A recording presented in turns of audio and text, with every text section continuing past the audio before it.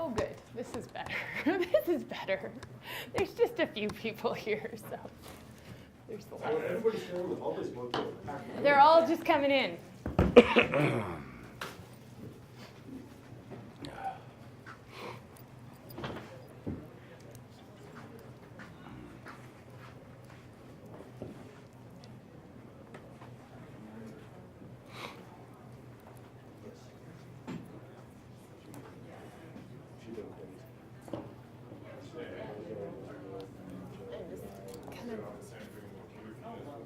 Pardon?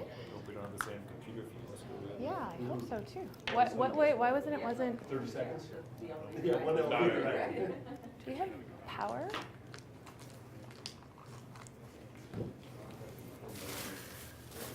It's just a really long cord.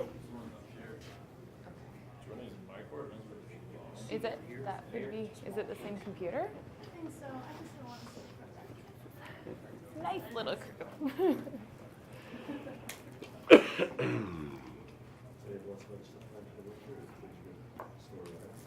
Or just start rounding off for spring. Do we just? Yeah.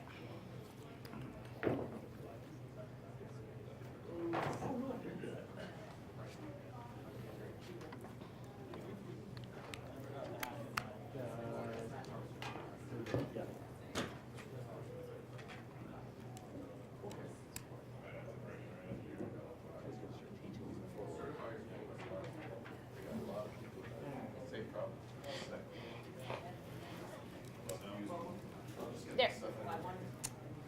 There, we're good.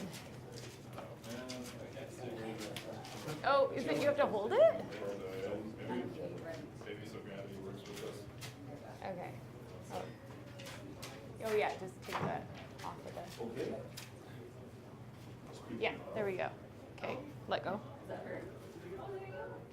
Yeah. You can go. You can go.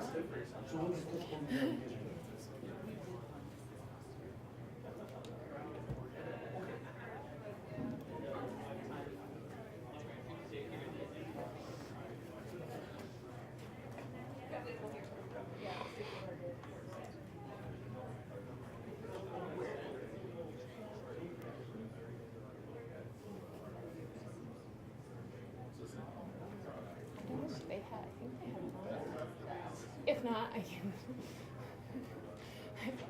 If it doesn't work, we can just, yeah, pretty much.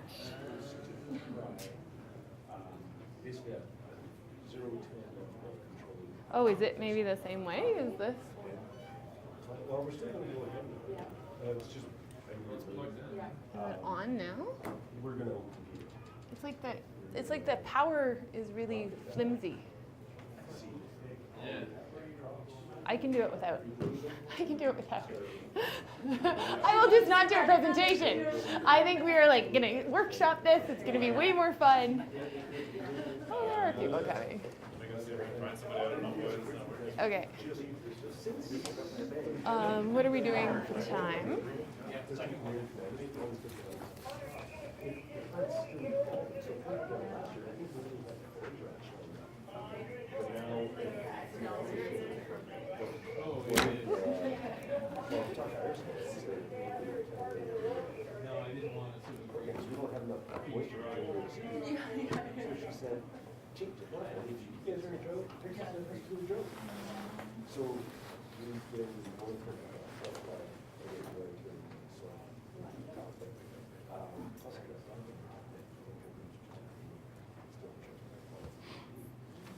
So, sorry, I was like, I don't want to interrupt your conversation. It doesn't look like the projector is working at this point. And so we may have a presentation, or I may just end up talking to you instead of at you with slides. So, but I just really, because I think we have some time to go around the table and just tell me, like, or just share with the group where you're from and what you do in this world, and then that'll just help me tailor what I'm going to talk about to the group. So, if you want to go ahead. I'm Cody Straza. I farm south central Saskatchewan. We grow small grains with cereal, legumes, oilseeds. We're really trying to move towards a no-till organic farm, no-till organic farm. We're really focusing on soil health and cover crops to get us to that point. Awesome. Thank you. I'm Wendy Wecker. We farm southeast of Regina. Very similar operation to what Cody just described. Our goal is to be organic until and intercropping. Right, yeah, right, you're the other spouse. Joanne Middleton, north of the city. Similar ideas of no-till, intercropping, yeah, just trying to improve the soil. I'm John Freebury. I'm a permaculture designer, and I work with Nancy and Brenda Barrett. We do regenerative agriculture just east of here at Alex. And it's not a big farm, but we have cattle and pigs, goats. I'm Tracy Masiewicz. I work with a nonprofit called the Organic Center. We are a US-based nonprofit, and we do science communication as well as initiate and participate in research projects related to organic farming, both from an agronomic standpoint, but also environmental improvement. Lance Lurie.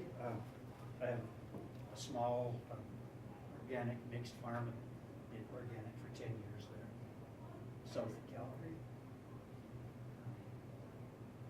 I'm Frank Maddock. I've got a small organic farm north of here towards Drayton Valley.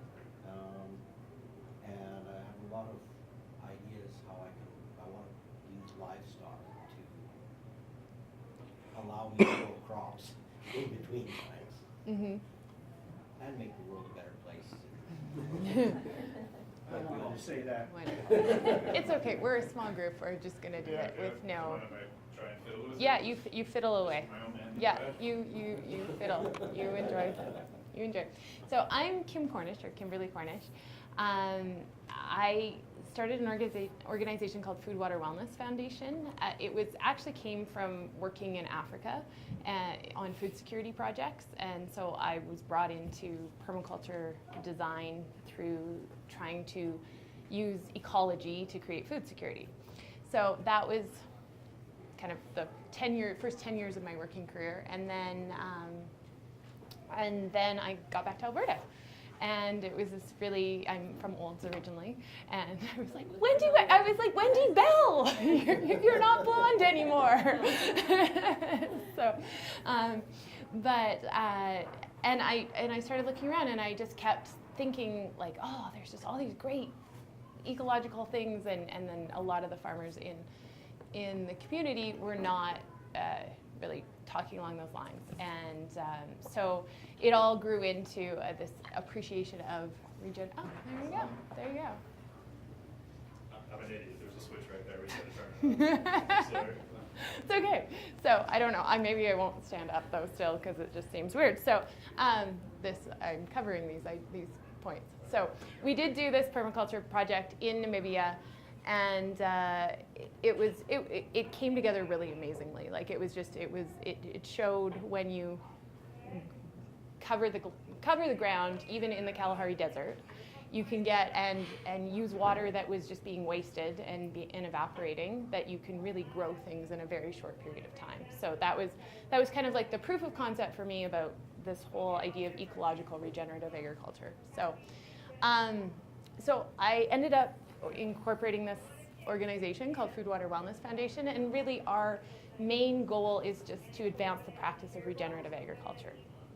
So we spent a couple of years doing needs assessments and talking to a lot of regenerative farmers and saying, how do you best promote this in terms of more farmers moving in this direction? And it's that it's got a good profitability index at the same time as being very effective in growing food and also being good to the environment.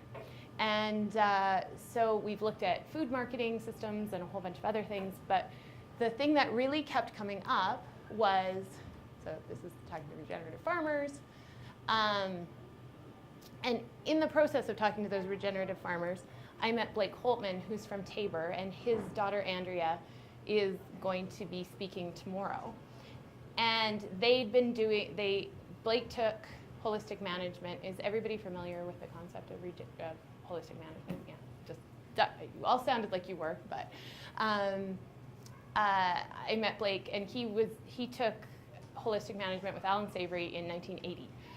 And so they have this whole system that has been working really well. They've had their recs, but for the last 38 years. And on some of the paddocks, they've had a 6,000% increase in productivity because they've kept really beautiful records. And so I thought, like, he had a sandhill when he started. He took a bulldozer and plowed it, like, smoothed it out, and now they have 6,000% more productivity. And I was like, you have totally sequestered carbon in that soil. There's no two ways about it. And so I went to the Artisans of the Grasslands Conference, which was put on by the Savory Institute in 2015. And it was the carbon sequestration piece really started coming up more and more. And I thought, like, there's all of this land is being managed well. And it's not really nobody's tracking it. And I came back and did a bunch of research on our Alberta carbon offset program, which is interesting because the only part that is really paying out effectively is the conservation cropping. And it is incredibly rigid in terms of how it's defined. Like the spacing of the rows, there's almost no way to do it unless you're doing it with conventional agrochemicals. And I've even talked to some people around Olds that said the spacing of the rows didn't work for them because there was too much weed pressure if they spaced according to the offset program. So it really didn't. It completely excluded organics, and it excluded all pasture. We have 7 million hectares of pasture in this province alone, and 70 across the. 9 million hectares, and we have 70 million acres across the country of pasture and all the things we're hearing. It's like, oh, everybody's talking about carbon sequestration, and yet there's absolutely no money being exchanged between large emitters that have to pay those taxes or have to make deals and regenerative farmers. And so Richard Teague was at this conference last year. Was anybody? Yeah, you guys were here. Some people were. And Richard Teague was also at the Soils Conference in Edmonton. And his research is showing like 1 to 3 tons per hectare per year of carbon sequestration.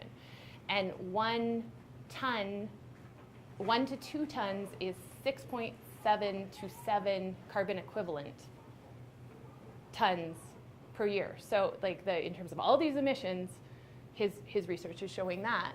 And Ratan Lal has run tons of numbers on this, talking about bringing that if we had enough land actively sequestering carbon, we could bring down the carbon, our global emission, our global CO2 emission, or bring down the level to 350. Like we could reduce it by 50 by 2100 if enough land was actively involved. And so there's all these people talking about it, and then the Canadians are saying, no, we've got to base it on practices because it's way too complicated to get out and measure the soil. So last year I went to the UNFAO conference on soil organic matter in Rome, and it was amazing because lo and behold, the Australians, while the Canadians have been spending the last 10 years in trying to do studies and study practices to see what the kind of average carbon sequestration would be, the Australians have been focusing on how to measure the carbon in the soil most effectively. So the University of Sydney and then the CSIRO had been developing these different elements, and it was, I think in November, I was on a call with the Canadian Forage and Grasslands Association, and the person that has written our offsets program in Alberta and is now writing Quebec and Ontario's as well, was again saying, it's just too expensive to measure. And, and I was like, oh my gosh, it isn't actually. So, so we've been talking to 2 different organizations, and it still remains to be seen whose protocol we will actually be able to use to do the soil carbon, but it is cost effective. And we're also creating partnerships with large emitters that need to develop those offsets. And the plan is to be able to just baseline carbon in the stock across the province, or potentially across the prairies, or even into BC. And then we'll have a huge amount of data just from that in terms of what this type of pasture does versus this type of pasture versus cropland, because we keep trying to do these comparables across the fence. And I think that we can get the most amount of data if we just do broad scale in situ research.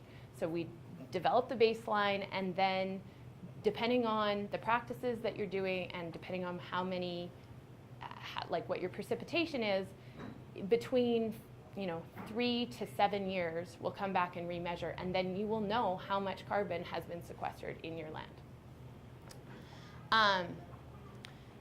The reason that this is important right now is that we have all this land that it's not being measured in any way, and it's also not part of the offset program, which actually creates issues as Canada's signed on to the Paris Accord, and we have all these emissions targets, and I don't know if anybody heard that the provincial government is not going to meet their emissions targets, even though they set out all these emission targets. And these offsets could actually, because we probably already are at least carbon neutral in Canada, if not carbon negative, but because we're not tracking any of it, we can't actually say that. And then with Quebec and Ontario, they're in the process of writing their protocols, and it looks like it's going down very much the same path as what Alberta has done. The reason that it's really important is anything that is like the Alberta protocol is only applicable in Alberta, any activities happening in Alberta, but the Quebec and Ontario will be applicable across Canada. So whatever they say will almost become like the national standard, and they're in the process of doing it, so it's easier to influence than rewriting laws and policies later. The global trend toward organic and or natural food consumption, this is 70% of the consumers in Alberta are buying organic food at least once a week. That is Carrie Sharp that gave me that number. So she is the organic specialist for the province. I don't actually have a written piece of document, but I think that if the trend is going towards this in food, we definitely need to be able to have, like, carbon offsets shouldn't be a limiting factor to moving in this direction. So we're collaborating with the Australians. They're ahead of us on the technology. We're also in talks with the Alberta Biodiversity Monitoring Institute, who have tons of data that isn't coming back to the farms. They've got these really beautiful land use data and like 10 years of climate data, and they can do meter by meter satellite imaging and multispectral things, and all of these things that could be giving us tons of feedback on how the soil is actually doing, how the crops are doing, and they don't really have a tool to make that accessible to the farmers, and so we're looking at building this as we do the carbon baseline. More perspective, and we're hoping that there's global support and pressure to increase global organic matter. Like the FAO is very excited about soil carbon sequestration, and they're looking at incentivization programs right now. I'm on a working group with the FAO, and that everything we're working on is who's doing incentivization programs to build soil organic matter and how are they working, and so there is some definite global support in that direction. And I also just testified in front of the Standing Committee on Agriculture and Agri-Food for the House of Commons, and there seems to be some interest on a federal level for these types of programs as well. So the reason that it is good to measure your soil organic carbon as a producer is it's a key performance indicator. If your SOC is going up in your soil, you know you're going in the right direction. There's really, your biological systems are going to, you can't really sequester carbon without a healthy soil, and so if it's going up, it's happening. I think in terms of offsetting the carbon tax, if you are able to get credits in, that will definitely help deal with the carbon pricing increases that as producers, people are you're experiencing. And then if we're going to get it recognized as a protocol, we need to be using a methodology that has been signed off by peer-reviewed systems and is acceptable. So this is really the Australian system that they've done. They have a GPS referenced farm outline, and then they do a preliminary data analysis combining relevant data source. So that is let me see if I can do this. So they build this, so it's your farm outline, and then they go in and they add the layers. So they add like the climate data, they add LIDAR if it's available, they add any land use history like productive, like your yield maps or anything like that into this.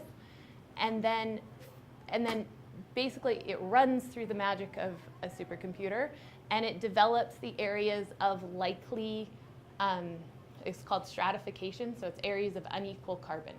So it's a way of kind of, it's not approximating, but it is a way of really effectively estimating without taking a large amount of samples. So the average farm, and it doesn't seem to matter how big the farm is, because it's not the amount of samples per acre. It's much more about the amount of samples you need to make the model work. So whether they've done 100-acre farms and they've done 25,000-acre farms, and they've taken 60 to 70 samples on each of them. So it makes it much more cost effective. So and then so through those unequal areas of carbon, then they come up with this sampling plots to make sure there's like an equal amount or an effective amount of samples per strata. So each one is a color is a different strata, and so it's an estimated different amount of carbon. And from that, like, so if there's a lot more red, there'll be more sampling in the red, like in terms of the percentage. And then the sampling, so it's a randomized sampling design so that it's scientifically valid. And then the sampling design goes out, standardized process. We're looking at going, the Australians have only been going 30 centimeters, but we've been looking at going a meter or 30 centimeters and a meter so that we'll have those spaces. There'll be some areas where we won't be able to get down that deep, but especially in rangeland areas, we think it's really important to do deeper sampling. And then at the end, you get for the farm a total carbon output and also a map of where the carbon distribution is on the property, which I think could be a very helpful management tool, because if there was an area that you maybe wanted to bale graze or something, you would know exactly where you wanted to start. Like on this farm, that blue region along the fence would be a great place that if you were going to integrate, this is a cropping operation, but if you were going to integrate livestock, it would be a place to start.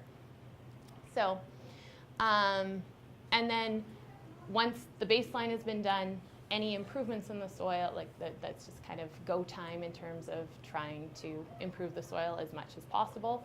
And it also is an opportunity with the retesting to get feedback on if you're doing different practices, what the actual net benefit of that is going to be. So I think that's the end of my slide. So we're in the process of finding a way to write a protocol that should be we should be able to push it through the BC system and the Alberta system, and hopefully the Quebec and Ontario systems as they're going, that defines additionality not as an additional practice, but the repair of degraded soil through additional carbon inputs into the soil. And if that's the case, then the payment would come on the difference between your baseline number and the increased number, instead of just right now in Alberta with the conservation cropping in the dry areas, the provincial system pays out 74 cents an acre minus aggregator fees of 30%, and in the parkland region they are paying 147 per acre for minus aggregator fees. And so it's not an incredible amount of money, whereas when you're looking at 1 ton per hectare at $30 a ton in carbon pricing of carbon equivalent, and if 1 ton of soil carbon is 6.7 tons of carbon equivalent, it could be a lot of money that could definitely help make regenerative agriculture, especially cattle production, more cost effective, and would only help improve the soil, and could actually open the door for more sustainable oil and gas development in terms of partnerships between oil and gas companies and farmers directly, or like through some sort of system. So that's what I have to say. Yeah. And we might have actually talked about this the other night, but it seems like this could potentially be a system where you're rewarding bad actors and people that have already been like really sustainable and regenerative for a long period of time.